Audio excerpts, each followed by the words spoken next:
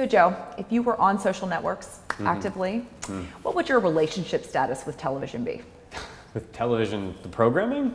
Advertising. Oh, with advertising, it's complicated, definitely. Okay, unpack that for me, tell me about that. Well, I love what advertising, obviously, it's kind of in my title, so I kind of hope it sticks around. I love what it affords and supports content and storytelling. But in the current incarnation of a market that has just been between publishers and advertisers and forgetting the viewer, like Joe as a person who sells advertising is bullish on it. As a content creator, we want it to support it, but as a viewer, the value isn't there. So if you look at sort of your role, right, and you have a remit across multiple platforms, devices, experiences, if you took the lens of ROI for a marketer, let's assume we're using metrics that you feel comfortable believing in, right? Where would you invest the most time in improving and creating new products? If I'm the marketer? If you're a media company, but you're focused on ROI for marketers. I mean, everything we do is focused on ROI for marketers. I mean, like, I guess I am a media company, and every product we do is focused on ROI for marketers. I think that the goal is really long-term ROI for marketers, right? That's kind of the key, is that shorter ad loads, but more impactful ads. The other problem is to think about ROI is a two-step process. The opportunity to get someone's attention, that's step one of an ROI process. Step two is, what are you showing them and what are you telling them? So I think as a media company, our job should be to offer marketers the best opportunity to talk to people, to have their attention.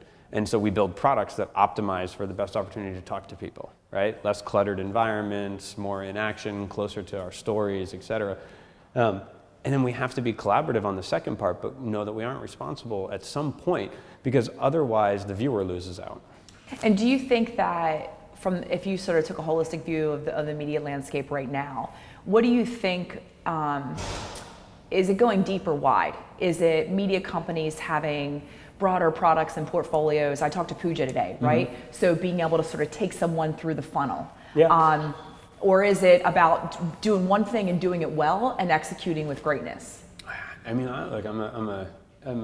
it's funny how simple my view of the world actually is. There's 24 hours in a day. People spend only so much time with media. People spend only so much time with ad-supported media. People spend only so much of that time with advertising, actually paying attention to messages. Your greatest share of that possible in whatever format. It could be out of home, could be television, could be digital, but your greatest share of people who you want to spend time with your message, that's what you're optimizing for as a marketer. I don't care what part of the funnel you're in. If you're just learning about a product or you're ready to buy a product, everything comes down to, did you get someone's attention? And so where does your confidence lie in television in the next 36 months? Like where is television going to thrive? And where is it, television advertising, where is it going to thrive and where is it going to struggle? I think you're going to see fantastic, I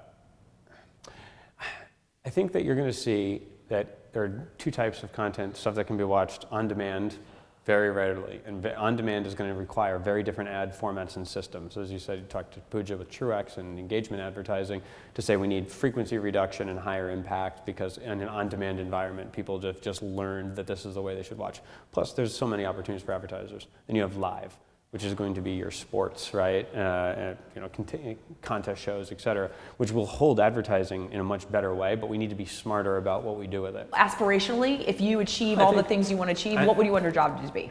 Forgetting my job and just thinking about what a modern revenue organization would be, it would be in 36 months, our revenue organizations for publishers or TV networks are in the business of being viewer-friendly advertising that supports content creators and great storytellers.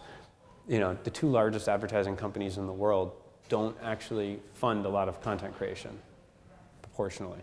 Like, I think creating a media organization that has figured out how to productize and sell the audience in a way that really supports content creators, that's a big goal.